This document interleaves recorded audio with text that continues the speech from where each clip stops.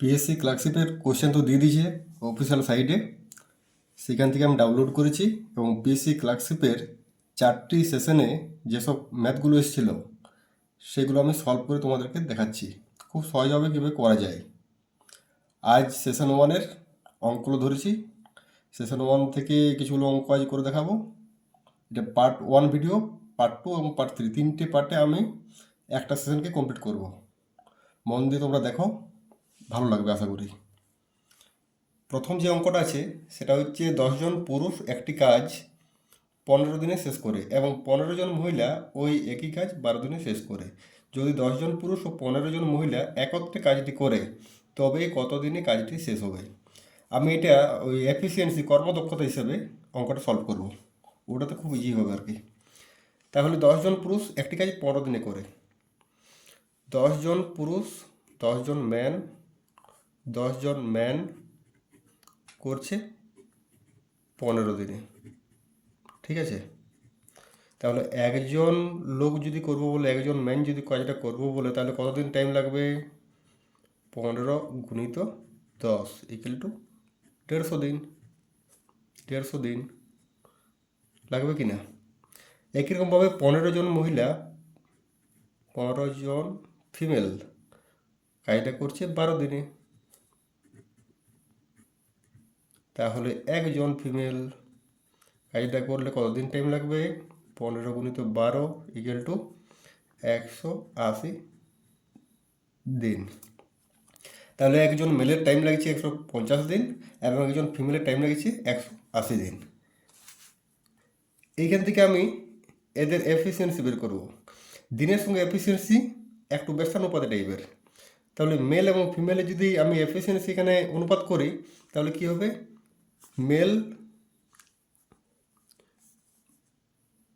মেলের efficiency অনুপাত ফিমেলের efficiency যদি আমি করি তাহলে আমি পাচ্ছি ফিমেলের 180 দিন লাগছে, তাহলে এফিসিয়েন্সি হলে মেলের কাছে চলে আসবে 180, আর মেলের কত দিন লাগছে? 150 দিন। 150 উল্টোটা হয়ে যায় এফিসিয়েন্সির ক্ষেত্রে। 0 0 কেটে গেল, 3 চোখ 18, 3 5 15, 6:5 এইটা আমি পাচ্ছি। অর্থাৎ একজন মেল 6 ইউনিট কাজ করছে এবং একজন ফিমেল 5 ইউনিট কাজ করছে প্রতিদিন। 10জন পুরুষ 10জন পুরুষ হলে কত ইউনিট কাজ করবে একদিনে? 10 × 6 10 মেল লিখছি। মেল একদিনে কত ইউনিট কাজ করবে? 10 × 6 ইকুয়াল টু 60 ইউনিট। আর ফিমেল 15 জন মহিলা আছে, তাহলে 15 জন মহিলা একজন যদি 5 ইউনিট কাজ করে তাহলে একদিনে কত কাজ করবে? 5 15 75 ইউনিট। এইটা হচ্ছে মেন জিনিস। তাহলে মোট কত কাজ করছে দুজনে মিলে এরা একদিনে? 15 জন মহিলা এবং 10 জন পুরুষ 135 ইউনিট, ঠিক আছে। আর আমার মোট কাজ কত হচ্ছে? 10জন পুরুষ একটি কাজ 15 দিনে করে, একজন পুরুষ একদিনে কত করছে? 6 ইউনিট কাজ করছে। তাহলে 10জন পুরুষ কত কাজ করবে? 6 × 10, আর 15 দিন কাজ করছে, তাহলে মোট কত ইউনিট কাজ হচ্ছে আমার? 15 × 6 × 10 90 900 ইউনিট। এই 900 ইউনিট হচ্ছে আমার টোটাল কাজ। আর 10জন পুরুষ ও 15 জন মহিলা মোট একদিনে কাজ করছে 135 ইউনিট। তাহলে কতদিন সময় লাগবে?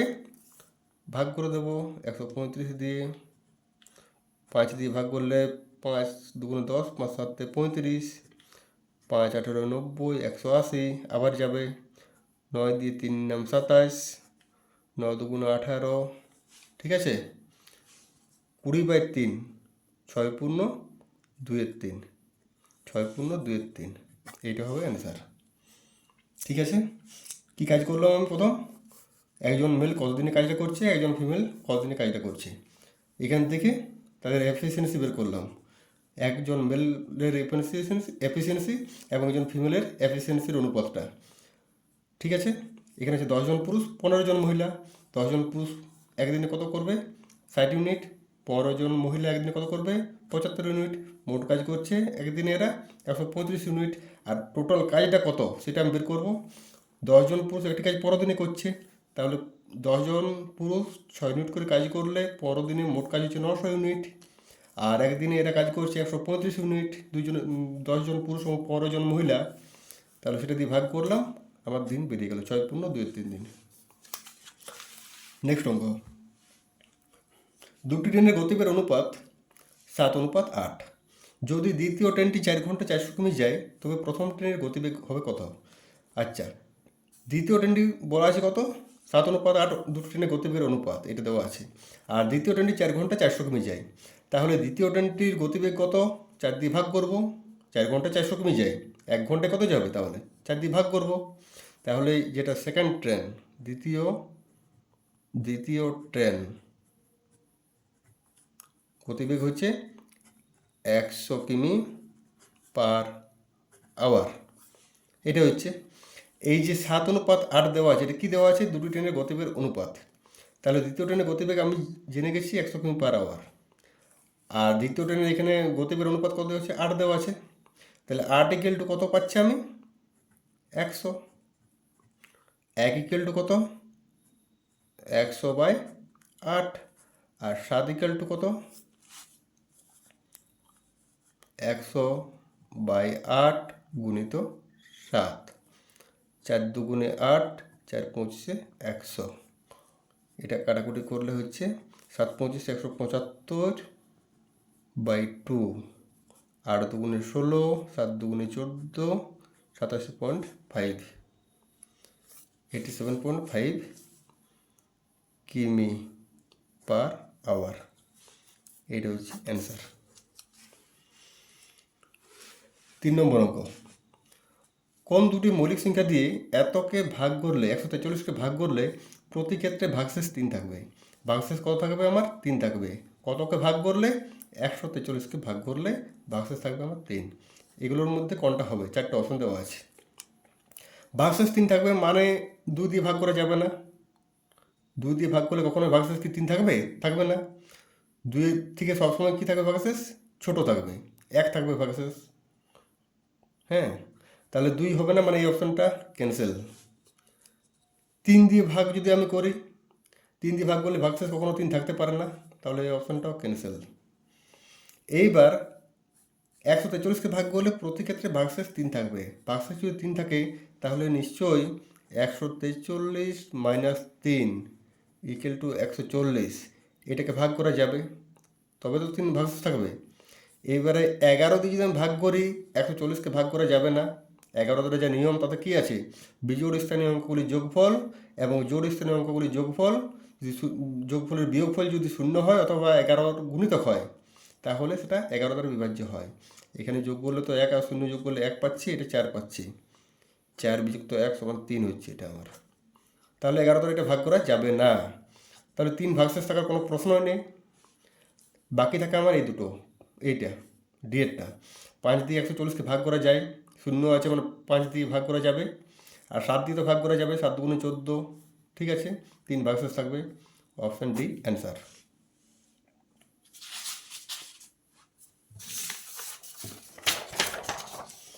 নেক্সট অঙ্ক,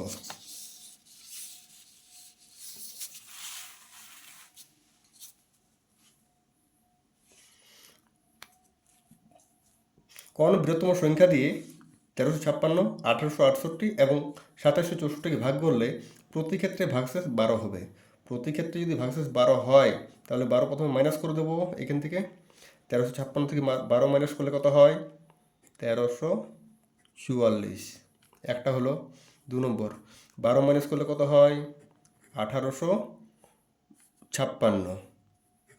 12 মাইনাস করলে কত হয়? 2752। 3টে মান আমি বের করছি। এই 3টে আর কী করবো? গসাগু করবো, যেটা গসাগু সেটাই অ্যান্সার।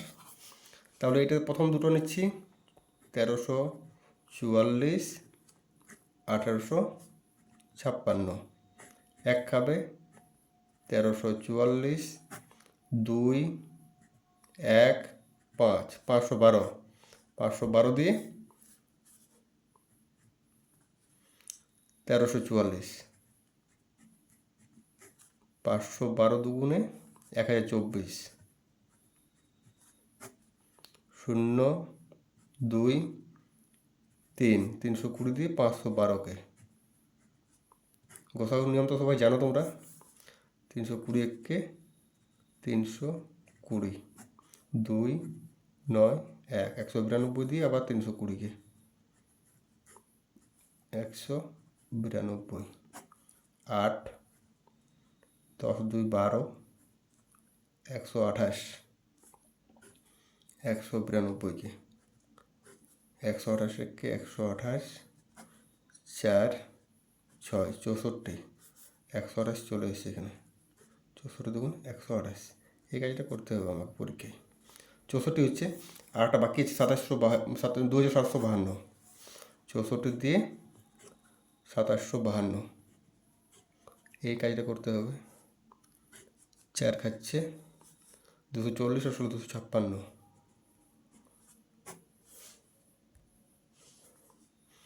6 কত বললো 15 9 1 192 3 64 192 মিলে যাচ্ছে এটা। তাহলে কত হলো আমার 64 64 64 এইটুকু কাজ আছে আর কি। ওই গোসাগুটা করতে হবে, যেটা গোসাগু সেটা হচ্ছে অ্যান্সার। 9টা ও 10টার মধ্যে কোন সময় ঘড়ি দুটি কাঁটা একসাথে থাকে? 9টা 10টা। এইটা একটা ঘড়ি, এটা হচ্ছে 12টার ঘর, 3টার ঘর, 6এর ঘর, 9এর ঘর।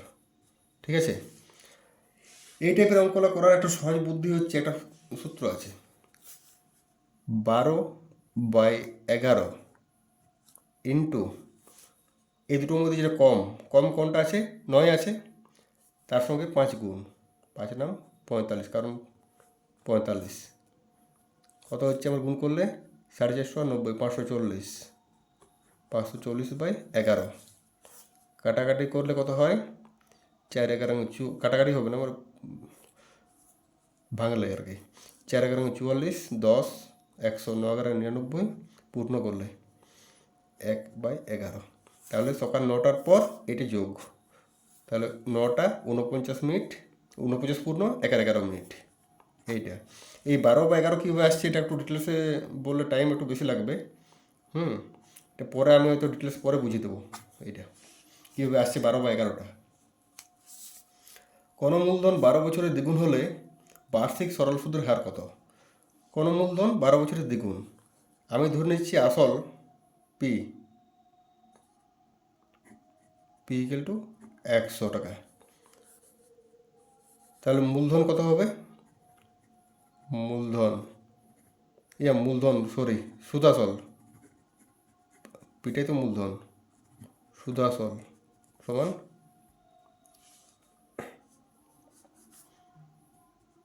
সুদাসল কত হচ্ছে ডবল হচ্ছে অর্থাৎ 200 টাকা। তাহলে সুদ কত? Interest I equal to 200 minus 100 equal to 100, double হলে সুদটা আসলে সমান হয়ে যায়। আর টাইম টিটা দেওয়া আছে কত? 12 বছর। এবার ফর্মুলা তো জানি, আই ইকুয়াল টু কী হয়? P T R by 100, interest সুদ কত? 100, আসল কত? পি 100, টাইম হচ্ছে 12 বছর, আর বাই 100 100 100 কেটে গেল, আর ইকুয়াল টু কত পাচ্ছি আমি? 12টা নিচে চলে আসবে 100/12, 4 দিয়ে কাটলে 3 25 25/3 8 পূর্ণ 31, 5 সুদের হার 8 পূর্ণ 31 8 পূর্ণ 31%।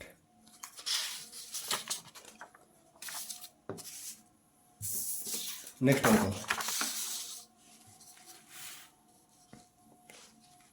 একটি মোটর গাড়ি 70 কিমি পার ঘন্টা বেগে যাত্রা শুরু করে এবং প্রতি 2 ঘন্টা অন্তর তার গতিবেগ 10 কিমি পার ঘন্টা বৃদ্ধি পায়। মোটর গাড়িটি 345 কিমি রাস্তা অতিক্রম করতে কত সময় নেবে? তাহলে 70 কিমি পার ঘন্টা বেগে যাচ্ছে, প্রথমে 2 ঘন্টা যাওয়ার পর আবার 10 কিমি করে বেড়ে যাচ্ছে, তাহলে এত কিমি রাস্তা যেতে কতক্ষণ সময় লাগবে? তাহলে প্রথম 2 ঘন্টা যাচ্ছে কত? 70 ইন্টু 2 ইকুয়াল টু 140। পরের 2 ঘন্টায় আবার 10 কিমি বেড়ে যাচ্ছে, 70 জায়গায় কত হচ্ছে, 70-এর পরিবর্তে 80, 80 ইন্টু 2 ইকুয়াল টু 160। মোট হয়ে গেল আমার 300 হয়ে গেল মোট। বাকি থাকে 45 কিলোমিটার, 45 কিমি বাকি আছে আমার। আর এরপর গতি কত হবে, 90 কিমি করে, 10 করে বেড়ে বেড়ে যাচ্ছে, তাহলে 90 হবে। তাহলে 90 কিমি যায় যদি 1 ঘন্টায়, তাহলে 45 কিমি যাবে, 90 কিমি যাচ্ছে 1 ঘন্টায়, 45 কিমি যাবে আধ ঘন্টা বা 30 মিনিট। 45 কিমি যেতে সময় লাগবে হাফ ঘন্টা।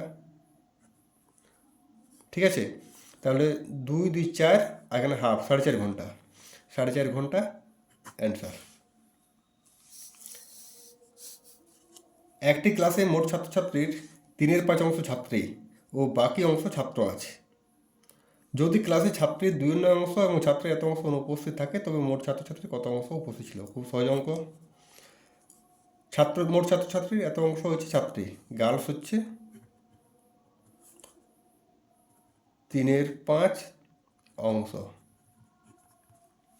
তাহলে বয়েজ কত হবে, 5 ভাগের 3 ভাগ যদি গার্লস হয়, তাহলে বয়েজ হবে 2/5, 2/5 অংশ।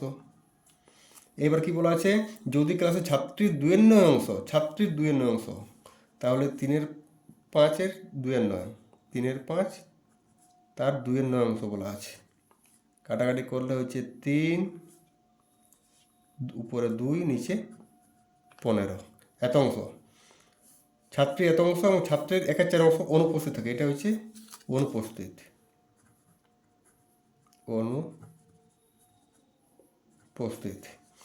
আর ছাত্রের কত হচ্ছে 2/5 গুণিত 1/4 অংশ,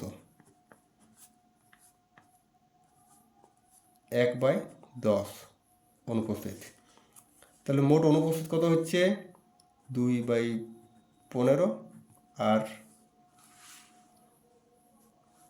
1/10, লসাগু হচ্ছে 30, 15 দুগুণে 30, 2 দুগুণে 4, যুক্ত 3, 10 দিয়ে ভাগ করলে 3, 3 থেকে 3, 7/30,